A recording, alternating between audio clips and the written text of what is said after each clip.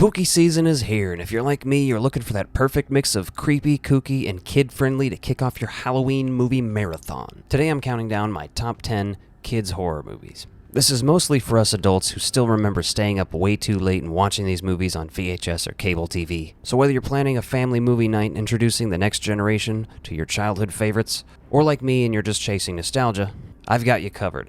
Grab your candy, dim the lights, and let's get spooky. Daffy Duck's the name. The Supernatural's my game. It's Daffy, Bugs, Porky, Sylvester, and Tweety. Number 10. Daffy Duck's Quackbusters from 1988. This one's a hidden gem, and if you grew up in the 90s, you probably caught this during those Cartoon Network Halloween marathons. And if you did, you know exactly the kind of glorious Halloween marathon I'm talking about. Daffy Duck's Quackbusters is a Looney Tune twist on Ghostbusters. Daffy inherits a fortune and opens up his own paranormal investigation agency, and what follows is a mashup of classic cartoon segments woven into one supernatural comedy, featuring Bugs Bunny, Porky Pig, and all your favorites, taking on haunted houses, vampires, and creepy curses. If you don't remember this one, you definitely have to have some sort of appreciation for Looney Tunes to get into it, or at least Ghostbusters. And if you have both, perfect. Now this does have some physical media releases. I don't have them in the collection, but you can definitely find it online. What's really cool about this is they take some of those classic, more horror or spooky themed cartoons, and then they animate new segments to take place in between those to explain what's happening there. And they record new dialogue to go over some of the previous dialogue that existed in those cartoons to make it fit. They did a couple different movies like this, but this one is by far my favorite. You've had your fun, boy. Don't touch that. Number 9. The Halloween Tree is an animated film based on Ray Bradbury's book, and it's way deeper than your average cartoon. A group of kids are searching for their missing friend on Halloween night, and they end up traveling through time, ancient Egypt, Celtic rituals, etc., all to learn the history behind Halloween itself. It's also actually narrated by Ray Bradbury. Leonard Nimoy voices the mysterious and terrifying Mr. Moundshroud. The tone is cozy but eerie, surprisingly emotional. It's not flashy, but it sticks out with you. The animation style is something of a very particular type. If you're somebody who watched this during the Cartoon Network airings of this in the 90s, you know what I mean. If you want something a little more whimsical, this is up your alley. It's me, Luke. Luke. They turned me into a mouse. Oh, my. It was the Grand High Witch. Number 8, The Witches from 1990. This one is nightmare fuel in the best possible way. The Witches, based on Ronald Dahl's book, is twisted, funny, and just the right amount of terrifying. A young boy finds himself at a witch convention where the witches are plotting to turn every child in the world to mice. Angelica Houston as the Grand High Witch, the practical effects, puppetry, the hotel setting, it's all top tier. And here's a fun fact, keep your eyes peeled and you'll spot toys from the Kenner Real Ghostbusters line in the background. And for me, I like to do that anytime they're in movies, and they're in more than you'd think. This one is definitely a little intense for your little ones, but for kids who can take it and love dark fantasy, this is the one. Because her grandmother's a witch. Totally. And she lives in Halloween Town, where it's Halloween all the time. Number 7, Halloween Town from 1998. Picture it. Fall air, cable TV, blanket on the couch, and then that Disney Channel original movie logo hits. In the Saturday premiere of Disney's original movie, Halloween Town. Saturday, October 17th on Magical World of Disney. Movies at 7, 6 Central. Now you're in Halloween Town. This movie is the definition of cozy Halloween. Marnie discovers she's a witch. Her grandma is literally Debbie Reynolds. And they travel to a magical world where it's Halloween every day. Flying broomsticks, talking skeletons, mysterious villains. It's everything you want in a Halloween flick, minus actual nightmares. Also, I highly recommend putting this movie in right at dusk, so by the time the movie ends, it's getting dark. It's fully creepy and embracing the dark ending of this movie. I'll buy a cup if you buy a box of my delicious Girl Scout cookies.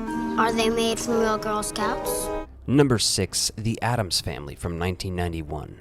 Let's get kooky. The Addams Family is peak spooky comedy. They're morbid, dramatic, and fully unbothered by what anyone thinks, and we love them. This movie oozes goth weirdness. Wednesday Addams alone is a cultural icon, still relevant today. Do your kids and yourself a favor this season and revisit this. It's funny, creepy, and actually pretty heartwarming. It's Halloween Eve, and they're back.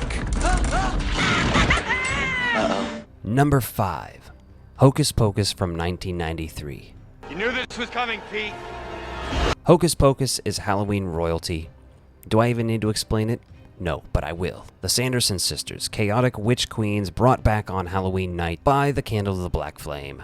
This movie is campy, fun, nostalgic, with talking cats, talking spellbooks, zombie ex-boyfriends. It's the kind of movie a lot of us of my generation watch every year. And they did release a sequel that wasn't terrible a year or two ago. 2, 3, I don't even know at this point. Point is, Hocus Pocus is a masterpiece. It had to go on the list.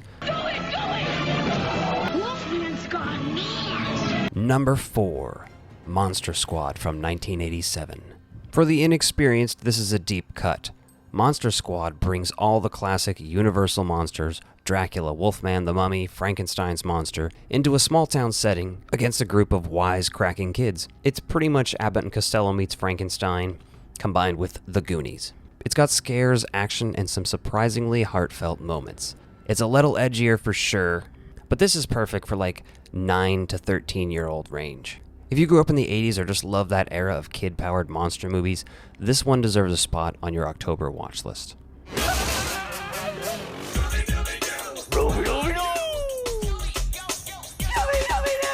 Number 3, Scooby-Doo from 2002.